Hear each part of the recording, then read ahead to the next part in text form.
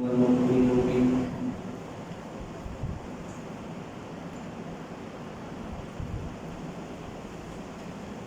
أما بعد فأعوذ بالله من الشيطان الرجيم بسم الله الرحمن الرحيم والمحصنات من النساء إلا ما ملكت أيمانكم كتاب الله عليكم وأحل لكم ما وراء ذلكم أن تبتغوا بأموالكم محسنين غير مسافحين فما استمتعتم به منهن فآتوهن أجورهن فريضة ولا جناح عليكم فيما تراضيتم به من بعد الفريضة إن الله كان عليما حكيما صدق الله مولانا العظيم.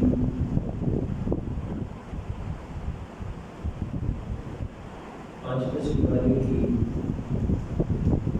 ابتدائی آیات مبارکہ کی تلاوت کی ہے. یہ آیات مبارکہ سورۃ النساء کی آیات ہیں. سورۃ النساء نام سے واضح ہے کہ اس میں خواتین کے متعلق قوانین بیان کی گئی. قرآن پاک کی جو 8 سورتیں ان کے مضامین کے اعتبار سے مضامین کے اعتبار سے یہ ایک ہی قریب کی ہے. سب سے پہلی سورۃ الفاتحہ یہ مکی سورت ہے. حجم کے اعتبار سے بڑی مختصر صورت ہے اور صرف 7 آیات مبارکہ پر مشتمل ہے، لیکن مفاہیم اور مضامین کے اعتبار سے جامع ترین صورتوں میں سے ایک صورت اور قرآن پاک کا مکمل خلاصہ اس صورت میں بیان کیا گیا. اس کے بعد 4 صورتیں ہیں: سورۃ البقرہ، سورہ آل عمران، سورۃ النساء اور اس کے بعد سورۃ المائدہ. یہ 4 صورتیں مدنی صورتیں ہیں. مکی صورتوں کا اسلوب یہ ہے کہ ان میں زیادہ تر عقائد کے متعلق، توحید و رسالت کے متعلق، معاد کے متعلق مضامین ذکر کیے جاتے ہیں. اور مدنی صورتیں جو ہجرت کے بعد نازل ہوئی ہیں ان میں زیادہ تر احکامات کو ذکر کیا جاتا ہے. سورۃ البقرہ میں جہاں توحید و رسالت کا ذکر ہوا ہے وہاں پر خاصیت کے ساتھ یہود و نصارہ کا تذکرہ ہوا، ان کی عادات بد کا تذکرہ ہوا،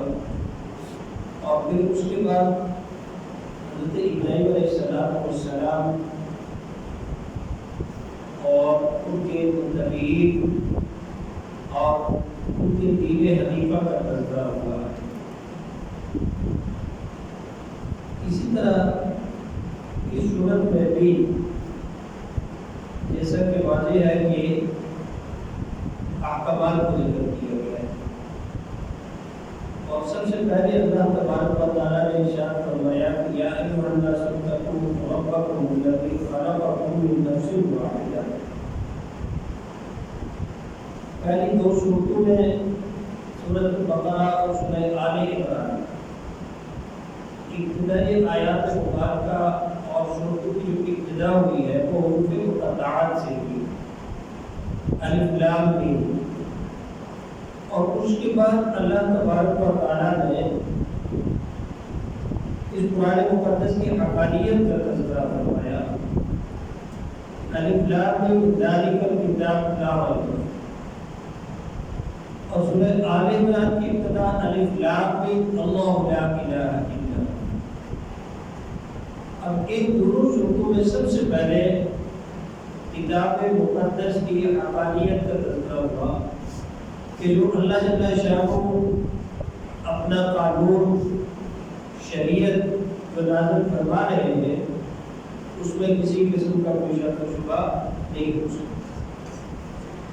ان دونوں صورتوں میں سورۃ النساء اور اس کے بعد سورۃ المائدہ، ان کی ابتدائی آیات مبارکہ میں اللہ نے براہ راست انسانیت کو خطاب فرمایا، یا ایھا الناس اتقوا ربکم، اور سورۃ المائدہ کی ابتدائی آیت مبارکہ یا ایھا الذین آمنوا۔ اب چونکہ اس میں زیادہ تر احکامات کا تذکرہ ہے تو سب سے پہلے اللہ تبارک و تعالیٰ اپنی خالقیت بتلا رہے ہیں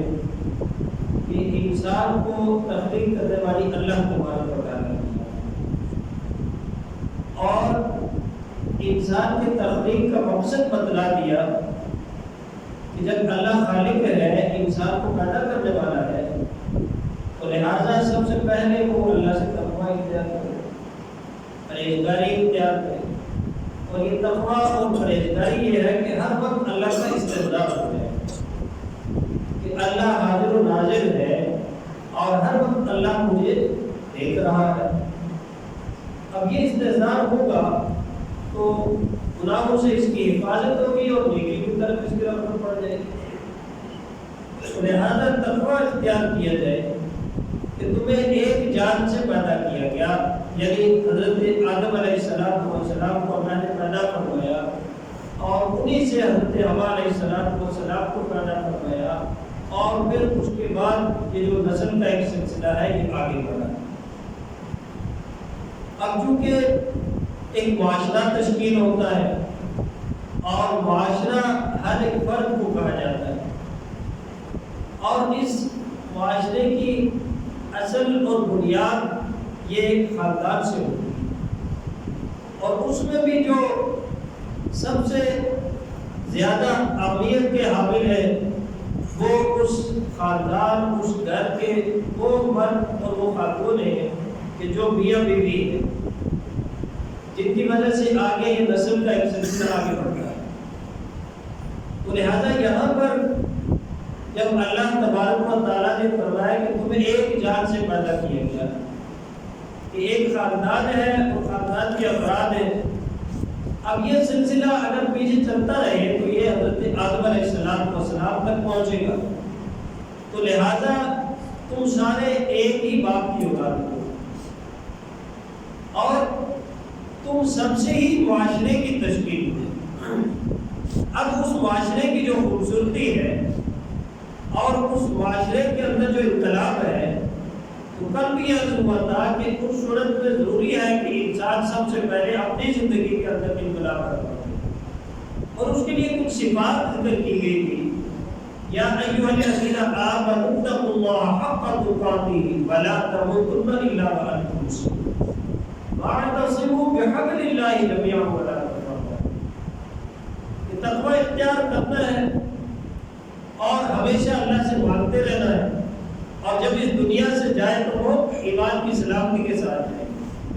مسلمان ہو کر کے جائے۔ وَاعْتَصِمُوا بِحَبْلِ اللَّهِ جَمِيعًا وَلَا تَفَرَّقُوا، اور جتنے بھی فرقہ بندی ہے،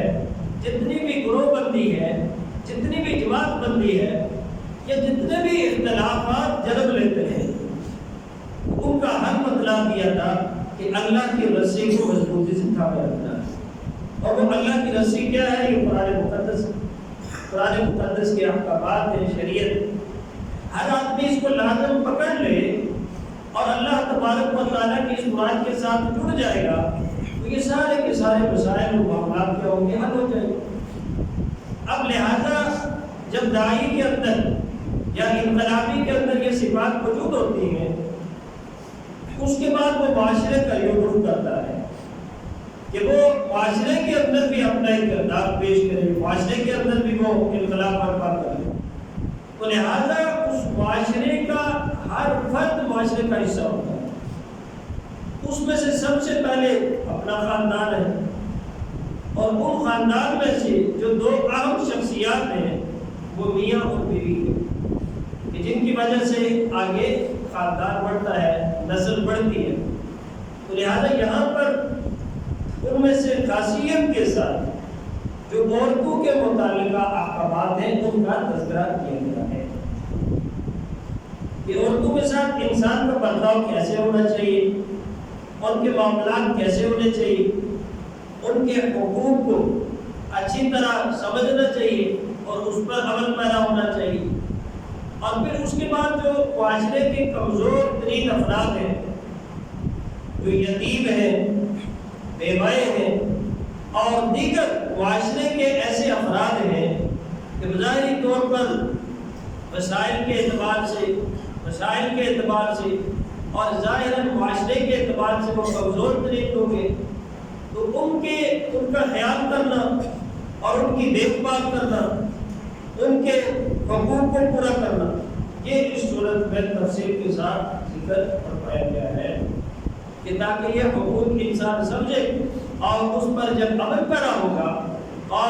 معاشرے میں اگر وہ اپنا کردار چاہتا ہے تو وہ سب سے پہلے اپنے گھر میں یہ کردار ادا کرے گا، اپنے بیوی بچوں کے ساتھ اچھا کردار ہوگا، اپنا ایک بہترین خاندان تشکیل پائے گا کہ جب اپنے گھر کا خاندان اچھا ہوگا اور واقعات وہ مثالی خاندان ہوگا تو ہر آدمی اگر یہی محنت اور کوشش کرے گا اور اپنے خاندان کو سنبھالنے کی کوشش کرے گا، ظاہری بات ہے کہ اسی طرح پھر ایک اچھا خاندان اور اس کے ساتھ ساتھ ایک اچھا معاشرہ تشکیل پاتا ہے۔ تو لہٰذا یہ محنت اپنے گھر سے شروع کرنی ہے، اپنے آپ سے شروع کرنی ہے اگر ہم چاہتے ہیں کہ معاشرے کو ہم نے انقلابی بنانا ہے، معاشرے کو ہم نے سنبھالنا ہے، معاشرے کی اصلاح کرنی ہے، تو سب سے پہلے کڑی یہ ہے کہ انسان اپنے آپ کی اصلاح کرے گا اور پھر اپنے خاندان کی اصلاح کرے گا اور پھر اس کے بعد جا کر کے معاشرے کا رخ کرے گا تو اس معاشرے کے اندر ضرور انقلاب آئے گا۔ اب اس کے بعد یہاں بظاہر 4 آیات مبارکہ بیان ہوئی ہیں، یوصیکم اللہ فی اولادکم للذکر مثل حظ الانثیین، بظاہر 4 آیات ہیں، لیکن وراثت کے قوانین کے اعتبار سے آپ یوں سمجھیں کہ یہاں بالکل تفصیل کے ساتھ اللہ تبارک و تعالیٰ نے وراثت کے قوانین اور وراثت کے مسائل کو ذکر فرمایا ہے۔ اور بسا اوقات کیونکہ ہمارا مطالعہ ہوتا نہیں ہے تو ہم یہ سمجھتے ہیں کہ شاید مردوں کے حقوق کچھ وراثت میں زیادہ ہیں اور خواتین کے حقوق کچھ کم ہیں، جیسا کہ کچھ عرصہ پہلے اس آیت مبارکہ کو سامنے رکھ کے مختلف قسم کے نام نہاد اسکالر، ڈاکٹر، انجینئر اور ایسے نام نہاد لوگ کہ جو قرآن و سنت سے دور کی بھی واقفیت نہیں رکھتے، تو قرآن پاک پر ان آیات کو سامنے رکھ کر کے اعتراضات کرتے ہیں، جیسے یہ آیت مبارکہ ہے للذکر مثل حظ الانثیین،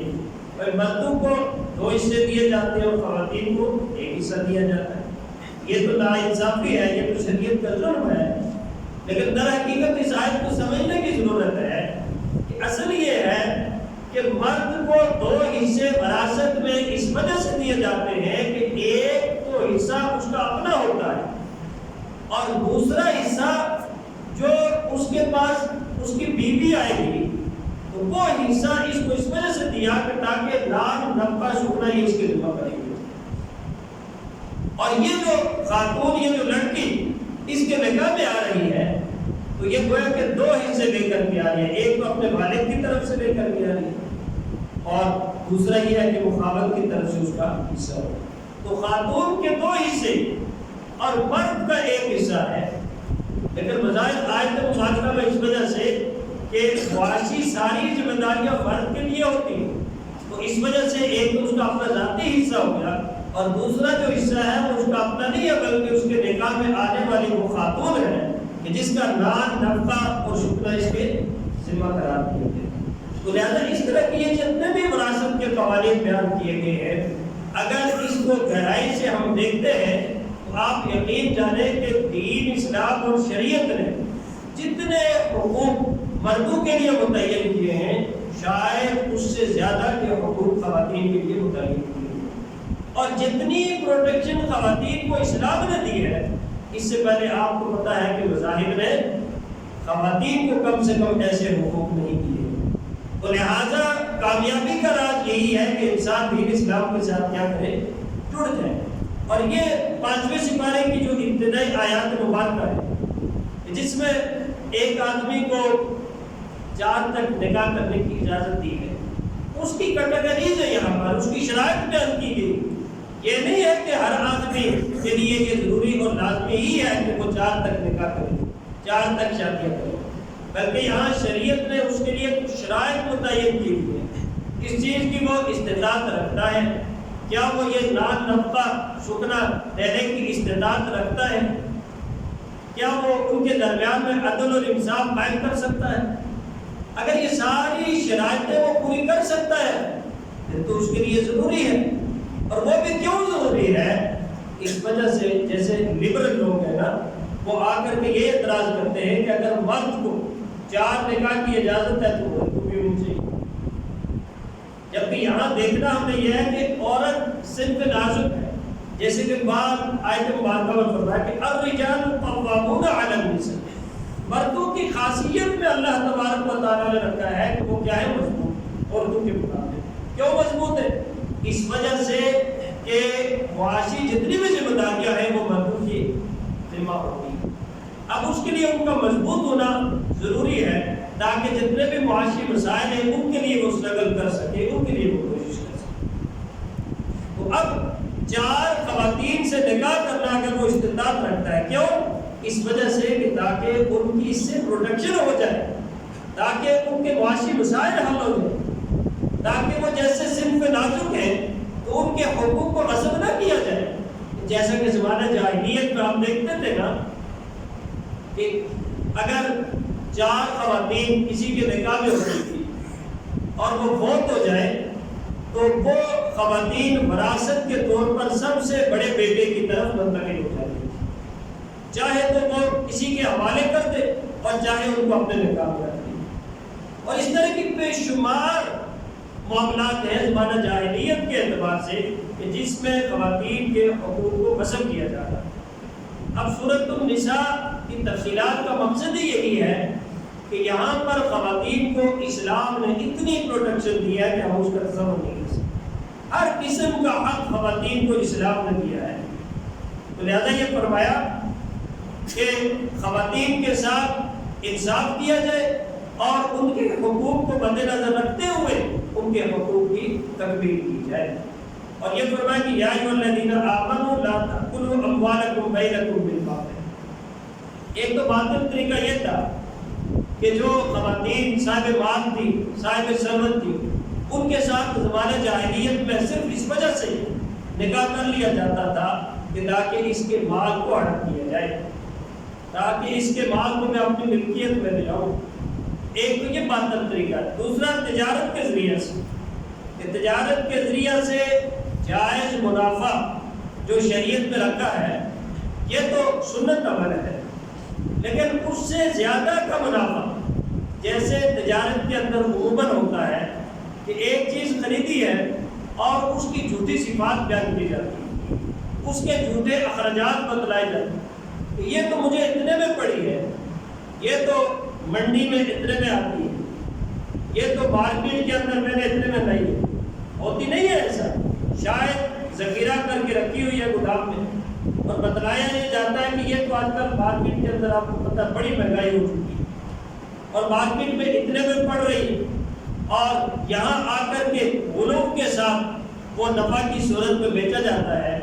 فرمایا کہ ایسی تجارت کا وقتی طور پر تو شاید فائدہ ہو سکتا ہے، لیکن دائمی اس کا فائدہ اس وجہ سے نہیں ہے کہ اللہ اس سے برکتوں کو اٹھا دیتے ہیں۔ اور یہ تھوڑا سا اگر ہم سوچنے کی کوشش کریں کہ مارکیٹ کا ہر فرد ظاہراً بھی اس کے لیے کوئی برکتیں نہیں ہوتی، کیوں؟ اس وجہ سے کہ ایک آدمی کپڑا بیچ رہا ہے، وہ کپڑے سے جتنا بھی منافع زیادہ کماتا ہے وہ جا کر کے جوتے والے کو دے دیتا ہے جب خود جوتے خریدنے کے لیے جاتا ہے۔ اب وہ جوتے والا جب کپڑے خریدنے کے لیے آتا ہے تو جتنا زیادہ وہاں سے کمائے تھا یہاں دے دیتے ہیں۔ اسی طرح وہ جب سبزی خریدنے کے لیے جاتے ہیں، اسی طرح وہ جب خود روش کی چیزیں خریدنے کے لیے جنرل اسٹور پہ جاتے ہیں، تو یوں ایک ایسا سرکل ہے کہ ایک دوسرے کو دے رہا ہے، دوسرا تیسرے کو دے رہا ہے، تیسرا چوتھے کو دے رہا ہے، اور اس کی وجہ سے یہ منافع آپس میں ہی ان کا تقسیم ہو رہا ہے، اور نقصان جو ہوتا ہے یہ معاشرے کے عام فرد کا نقصان ہوتا ہے، اور اس سے پھر اللہ تبارک و تعالیٰ کیا کرتے؟ برکتیں اٹھاتے۔ لہذا فرمایا کہ یہ جو تجارت ہے یہ جائز ذرائع کے ذریعے سے ہو، جائز طریقہ سے ہو، اللہ اس کو برکتیں پیدا فرمائے۔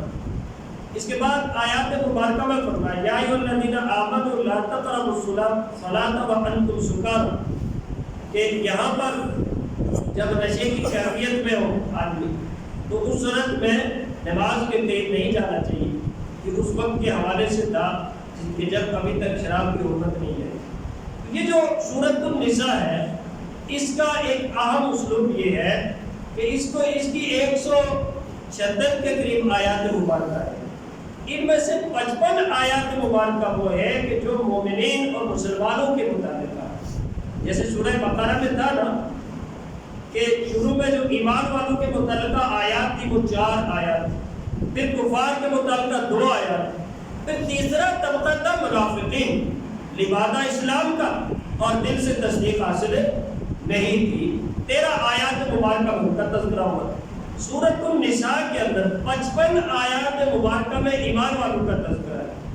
37 آیات مبارکہ میں اہل کتاب یعنی یہود و نصارہ کا تذکرہ ہے، اور پھر اس کے بعد تقریباً 84 آیات مبارکہ ایسی ہے کہ جن میں منافقین کا تذکرہ ہے، اور وہ منافقین کہ فرمایا کہ ظاہراً لبادہ اسلام کا اور دل میں تصدیق حاصل نہیں ہے، اور پھر 84 آیات مبارکہ میں ان کے عادات بد کا تذکرہ کرنے کے بعد اللہ تبارک و تعالیٰ ان کا انجام بتلاتے ہیں، ان المنافقین فی الدرک الاسفل من النار، کہ جہنم کے سب سے آخری گڑھے میں، آخری درجے میں یہ منافقین ظاہراً لبادہ اسلام میں۔ اور یہ بھی بڑی خاص بات ہے کہ پورے قرآن پاک میں یا ایھا الذین آمنوا یا ایھا الذین کفروا قل یا ایھا الکافرون، لیکن ایک آیت مبارکہ یا ایھا الذین نافقوا کی نہیں ہے، بلکہ منافقین کا جب تذکرہ ہوتا ہے تو ان کا تذکرہ ایمان سے کیا جاتا ہے۔ یا ایھا الذین آمنوا ما لکم اذا قیل لکم انفروا فی سبیل اللہ اثاقلتم، سورۃ التوبہ میں منافقین کا تذکرہ ایمان والوں سے کیا ہے کہ تمہارا کیسا متزلزل ایمان ہے کہ جب کسی وجہ سے تمہیں بلایا جاتا ہے تو اس وقت پیچھے ہونا شروع ہو جاتا ہے۔ سورۃ التوبہ میں تو نافقوں سے نہیں، کیوں؟ اس وجہ سے کہ ظاہراً لبادہ اسلام کا تھا تو قانوناً اور قانون کے اعتبار سے بھی ان کو ایمان والا تصور کیا جاتا ہے، لیکن ہر وقت اللہ تبارک و تعالیٰ رہنمائی فرماتے ہیں کہ نہیں، ان کا عمل کیا ہے؟ منافقانہ عمل۔ اور یہود و نصارہ بھی یہی کرتے تھے، آپ کی مجلس میں بیٹھتے تھے اور بیٹھ کر کے باقاعدہ کلمہ پڑھ لیتے تھے اور شام کو دوبارہ کافر ہو جاتے تھے، اور یہ کہتے تھے کہ اصل میں اس وجہ سے کہ آپ کو پتہ ہے کہ جی ہم تو بڑے پڑھے لکھے لوگ ہیں،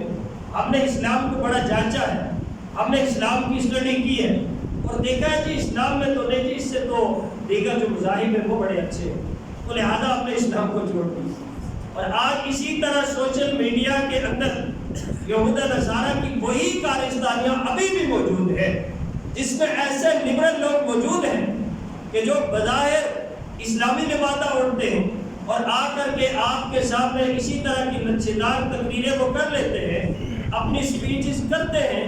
اور اس کے بعد جا کر کے ایک موقع ہوتا ہے جب ان کو کہا جاتا ہے تو وہ کہتے ہیں کہ اسلام کو ہم نے بڑا اسٹڈی کیا ہے، لیکن اس میں تو بڑی پریشانیاں ہیں، اس میں تو بڑی سختیاں ہیں، اس میں تو بڑا محدود قرار دیا گیا ہے، انسان کو تو بڑا وسیع ہونا چاہیے، بڑا ماڈرن ہونا چاہیے، اس میں تو بڑی تنگ دستی ہے۔ تو لہٰذا اس طرح ان کا مقصد یہ ہوتا ہے کہ دیگر جو لوگ ہیں ان کو اسلام سے متنفر کر دیا جائے، یہی منافقین ہوتے ہیں۔ ان کے بارے میں فرمایا کہ جہنم کا آخری گڑھا ان کا کیا ہوگا؟ ٹھکانہ ہوگا۔ اس وجہ سے میرے دوستوں اسلام کو سمجھنے کی کوشش کریں، اور اسلام کو کیسے سمجھیں گے؟ جب ہمارا قرآن پاک کے ساتھ تعلق ہوگا، اللہ ہم سب کو